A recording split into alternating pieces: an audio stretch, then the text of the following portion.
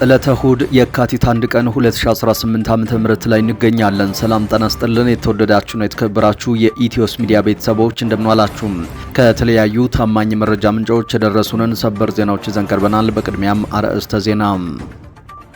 በአማራ ምድር ታሪክ በወርቅ ቀለሙ የሚከትበው ከባድ ተጋድሎ እየተካሄደ ነው።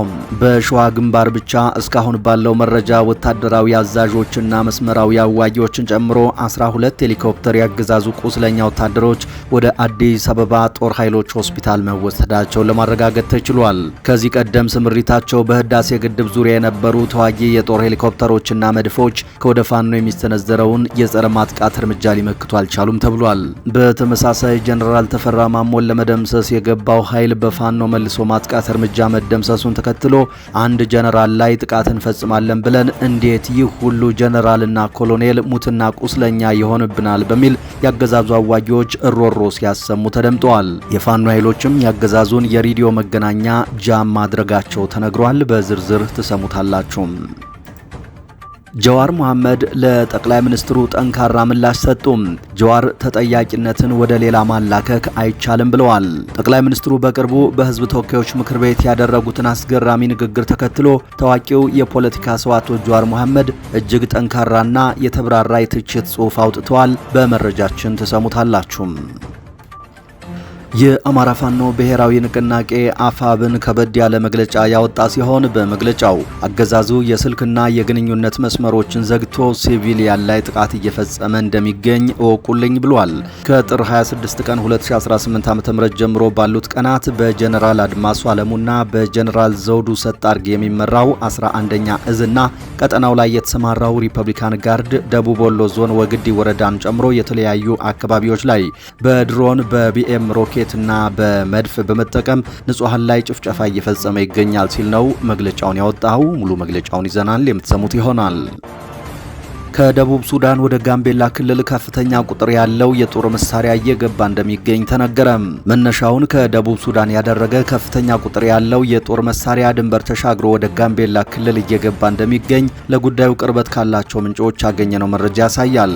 መረጃው እንደሚጠቁመው የደቡብ ሱዳን ወታደራዊ ባለስልጣናትና የኢትዮጵያን ድንበር በተደጋጋሚ ጥሰው በመግባት ጥቃት እንደሚፈጽሙ የሚነገርላቸው የደቡብ ሱዳን ታጣቂዎች የጦር መሳሪያ በማስተላለፍ ሂደቱ ተሳታፊ መሆናቸው ተነግሯል።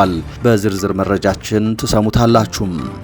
ክቡራንና ክቡራት የቻናላችን ቤተሰቦች ቆይታችሁን ከኛ ጋር ካደረጋችሁ እነዚህንና ሌሎችንም መረጃዎች በዝርዝር እናቀርብላችኋለን። በየቀኑ የምንለቃቸው አዳዲስ መረጃዎች በፍጥነት እንዲደርሷችሁ ኢትዮስ ሚዲያን ሰብስክራይብ፣ ላይክ እና ሼር ማድረጋችሁን ቀጥሉ። በቀጥታ ወደ ዝርዝር መረጃው። በአማራ ምድር ታሪክ በወርቅ ቀለሙ የሚከትበው ከባድ ተጋድሎ እየተካሄደ ነው። በሸዋ ግንባር ብቻ እስካሁን ባለው መረጃ ወታደራዊ አዛዦችና መስመራዊ አዋጊዎችን ጨምሮ 12 ሄሊኮፕተር ያገዛዙ ቁስለኛ ወታደሮች ወደ አዲስ አበባ ጦር ኃይሎች ሆስፒታል መወሰዳቸውን ለማረጋገጥ ተችሏል። አገዛዙ ከዚህ ቀደም ስምሪታቸው በህዳሴ ግድብ ዙሪያ የነበሩ ተዋጊ የጦር ሄሊኮፕተሮችና መድፎችን በመጠቀም ለማጥቃት ቢሞክርም ከወደ ፋኖ የሚሰነዘርበትን የጸረ ማጥቃት እርምጃ ሊመክት አልቻለም ተብሏል። በተመሳሳይ በምስራቅ አማራ ግንባር ወግዲን ጨምሮ እስከ ምዕራብ አማራ ቀጠና ባካለለ ውጊያ 11 ሄሊኮፕተር ሙሉ ቁስለኛ ወታደሮች ወደ አዲስ አበባና ኮምቦልቻ እንዲሁም ከሚሴ ሆስፒታል ተወስደዋል። ከወደ ፋኖ የሚወሰድበትን የመከላከልና የመልሶ ማጥቃት እርምጃ መቋቋም ያልቻለው ያገዛዙ ኃይል የበቀል በትሩን በንጹሃን ላይ በማንሳት ተዋጊ ሄሊኮፕተር ጭምር በመጠቀም ንጹሃንን በገፍ መምታት መጀመሩም ታውቋል። በተመሳሳይ ያገዛዙ የሬዲዮ መገናኛ በፋኖ ጃመሮች ጠለፈ ሲሆን ያገዛዙ አዋጊዎች ለቅሶና ዋይታ ተጋልጧል። ጀነራል ተፈራ ማሞን ለመደምሰስ የገባው ኃይል በፋኖ መልሶ ማጥቃት እርምጃ መመታቱን ተከትሎ አንድ ጀነራል ላይ ጥቃት እንፈጽማለን ብለን እንዴት ይህ ሁሉ ጀነራልና ኮሎኔል ሙትና ቁስለኛ ይሆንብናል በማለት እሮሯቸውን ሲያሰሙ ተደምጠዋል። በሌላ በኩል የአማራ ፋኖ ብሔራዊ ንቅናቄ አፋብን ጠንከር ያለ መግለጫ አውጥቷል። አገዛዙ የስልክና የግንኙነት መስመሮችን ዘግቶ ሲቪሊያን ላይ ጥቃት እየፈጸመ እንደሚገኝ እንደሚገኝ ዓለም አቀፉ ማህበረሰብ እወቁልኝ ብሏል። ትላልቅ ከተሞችን የሚያገናኙ አውራ መንገዶችን በመዝጋት በህዝቡ ላይ ማህበራዊና ኢኮኖሚያዊ ምስቅልቅል ሲያደርስ የቆየው አገዛዙ በከባድ መሳሪያዎች ሲቪሊያንን መጨፍጨፍ ላይ ተጠምዷል ሲል ነው መግለጫውን ያወጣው። ከጥር 26 ቀን 2018 ዓ.ም ጀምሮ ባሉት ቀናት በጀነራል አድማሱ አለሙና በጀነራል ዘውዱ ሰጣርጌ የሚመራው 11ኛ እዝና ቀጠናው ላይ የተሰማራው ሪፐብሊካን ጋርድ ደቡብ ወሎ ዞን ወግዲ ወረዳን ጨምሮ የተለያዩ አካባቢዎችን በድሮን በቢኤም ሮኬትና መድፍን በመጠቀም ከ100 በላይ ንጹሃንን በግፍ ገሏል ያለው አፋብን ከ40 በላይ መኖሪያ ቤቶችን ሙሉ በሙሉ አውድሟል። በርካታ ቁጥር ያላቸው የቤት እንስሳትን ገድሏል። በዚህ ጥቃትም የአንድ ቤተሰብ 6 አባላት ቤታቸው ውስጥ ባሉበት በግፍ ተገድለዋል ብሏል። በተመሳሳይ በሰሜን ሸዋ ዞን ኤፍራታና ግድም ወረዳም ያገዛዙ ጦር ከኦሮሚያ ልዩ ዞን ታጣቂዎች ጋር በመቀናጀት በፈጸመው እልቂት በርካታ ሲቪሊያን ላይ የከባድ መሳሪያ ድብደባ በማድረግ ከ20 በላይ ንጹሃንን ገድሏል ያለው መግለጫው በርካታ ቤቶችን አውድሟል፣ እንዲሁም የቤት እንስሳትን ዘርፏል ብሏል። በምስራቅ ጎጃም ሸበል በረንታ ወረዳም ምንም አይነት ውጊያ በሌለበት የአርሶ አደር መንደሮችን በመድፍ ደብድቧል ሲል አፋብን ገልጿል። በተጨማሪም የስልክና የኢንተርኔት ግንኙነቶችን በሰሜን ሸዋ በምስራቅ ጎጃምና በደቡብ ወሎ አዋሳኝ ቦታዎች ሙሉ በሙሉ በመዝጋት አገዛዙ በንጹሃን ላይ ያነጣጠሩ ተመሳሳይ ወንጀሎችን በመፈጸም ላይ ስለሆነ መሰል ጥቃቶችን ለመከላከል ህዝቡ አስፈላጊውን ጥንቃቄ ያደርግ ብሏል። አገዛዙ የዓለም አቀፍ የጦርነት ህግ መሰረታዊያን የሆነውን ንጹሃንን ከጥቃት የመጠበቅ ግዴታውን በመተላለፍ የዘር ማጥፋት ወንጀል እየፈጸመ በመሆኑ የአፍሪካ ህብረት፣ የሰብአዊ መብት ተሟጋች ተቋማት፣ የተባበሩት መንግስታት እንዲሁም በአማራ ህዝብ ላይ እየተፈጸመ ያለው ዘር ማጥፋት የሚገዳችሁና ጉዳዩ የሚመለከታችሁ አካላት ሁሉ ይህንን የጦር ወንጀል በመቃወም የሰብአዊነት ግዴታችሁን እንድትወጡ ሲል አሳስበዋል። ፖለቲከኛው አቶ ጀዋር መሐመድ ለጠቅላይ ሚኒስትሩ ጠንካራ ምላሽ ሰጡ። ተጠያቂነትን ወደ ሌላ አካል ማላከክ አይቻልም ብሏል። ጠቅላይ ሚኒስትሩ በህዝብ ተወካዮች ምክር ቤት ያደረጉትን አስገራሚ ንግግር ተከትሎ ታዋቂው የፖለቲካ ሰው አቶ ጀዋር መሐመድ እጅግ ጠንካራና የተብራራ የትችት ጽሑፍ አውጥተዋል። ጠቅላይ ሚኒስትሩ በትግራይ ጦርነቱ ወቅት የተፈጸሙ ዘግናኝ ወንጀሎችን ለመጀመሪያ ጊዜ በይፋ ማመናቸው ቢደነቅም ሙሉ ኃላፊነቱን ግን በኤርትራ ሰራዊት ላይ ለመጫን ያደረጉት ሙከራ ተቀባይነት የሌለውና ከወንጀሉ ነፃ የማያደርግ ስልት ነው ሲሉ ጀዋር ሞግተዋል።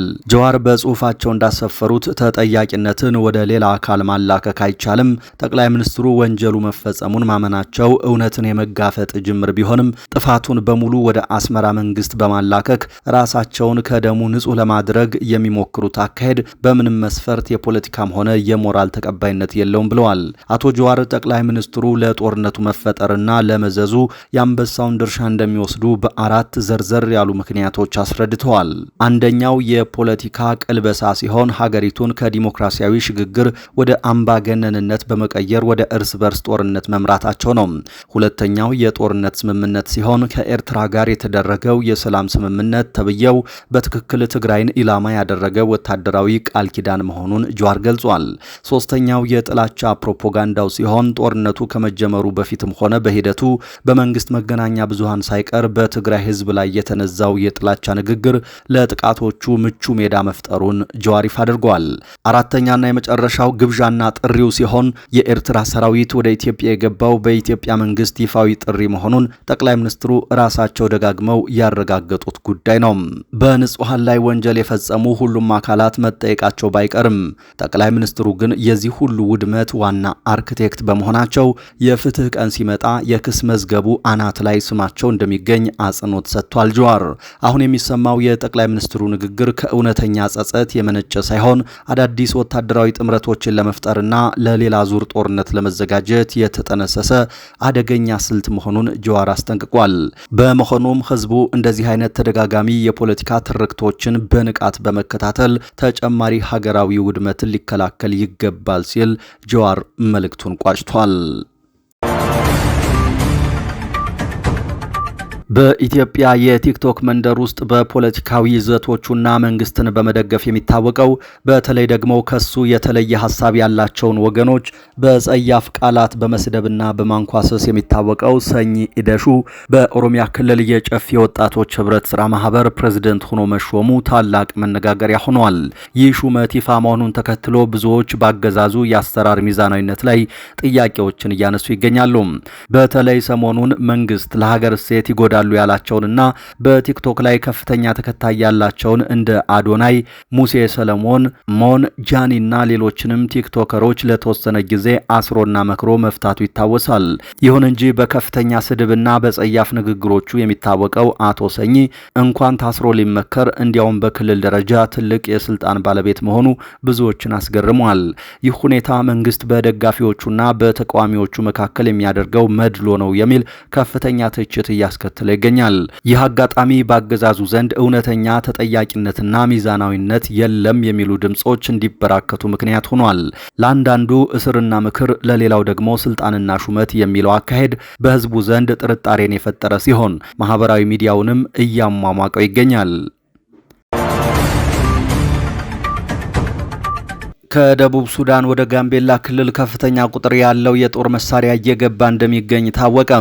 መነሻውን ከደቡብ ሱዳን ያደረገ ከፍተኛ ቁጥር ያለው የጦር መሳሪያ ድንበር ተሻግሮ ወደ ጋምቤላ ክልል እየገባ እንደሚገኝ ለጉዳዩ ቅርበት ካላቸው ምንጮች ያገኘነው መረጃ ያሳያል። መረጃው እንደሚጠቁመው የደቡብ ሱዳን ወታደራዊ ባለስልጣናትና የኢትዮጵያን ድንበር በተደጋጋሚ ጥሰው በመግባት ጥቃት እንደሚፈጽሙ የሚነገርላቸው የደቡብ ሱዳን ታጣቂዎች የጦር መሳሪያ በማስተላለፍ ሂደቱ ተሳታፊ መሆናቸው ተነግሯል። እነዚሁ የጦር መሳሪያ አስተላላፊዎች ኢትዮጵያንና ደቡብ ሱዳንን በሚያዋስነው ድንበር አቅራቢያ ልዩ ስሙ ፓቻላ ተብሎ የሚጠራውን አካባቢ የጦር መሳሪያ ሁነኛ ማስተላለፊያ መስመር አድርገው እንደሚጠቀሙበት የመረጃው ምንጮች አረጋግጠዋል። ከደቡብ ሱዳን የተነሳ የጦር መሳሪያ እየገባበት እንደሆነ በተነገረው በጋምቤላ ክልል ባሳለፍነው ህዳር ወር የሰብአዊና ቁሳዊ ውድመትን ያስከተለ ብሔር ተኮር ግጭት መቀስቀሱ የሚታወስ ሲሆን በግጭቱ በርካታ ንጹሃን መደበኛ ታጣቂዎች እንዲሁም የጋምቤላ ከተማ ፖሊስ አዛዥን ጨምሮ ቁጥራቸው ቀላል የማይባል ያገዛዙ ጸጥታ ኃይሎች መገደላቸው አይዘነጋም። ዋና ከተማዋን ጨምሮ በጋምቤላ ክልል የተለያዩ አካባቢዎች በተደጋጋሚ በሚከሰቱ የጸጥታ ችግሮች ላይ የክልሉ መንግስት የጸጥታ መዋቅር አባላት ተሳታፊ ናቸው ተብለው እንደሚጠረጠሩ ሚዲያችን ከጉዳዩ ጋር በተገናኘ ያገኘው መረጃ የሚያሳይ ሲሆን ይህንን ተከትሎ የክልሉ የአድማ ብተናና የመደበኛ ፖሊስ አባላት የታጠቁትን የጦር መሳሪያ በጥር ወር 2018 ዓ.ም ገቢ እንዲያደርጉ ከክልሉ መንግስት ማሳሰቢያ መተላለፉ ይታወሳል። በኢትዮጵያና ደቡብ ሱዳን በሚኖሩት የአኟክና ኑዌር ጎሳዎች መካከል ባለው ውጥረት ሳቢያ በጋምቤላ ክልል ተደጋጋሚ ግጭቶች ሲከሰቱ የቆዩ ሲሆን ከደቡብ ሱዳን ተነስቶ ወደ ጋምቤላ ክልል የሚተላለፈው የጦር መሳሪያ ዝውውርም ከዚሁ ጋር የተገናኘ ሊሆን እንደሚችል ሚዲያችን የደረሰው መረጃ አረጋግጧል።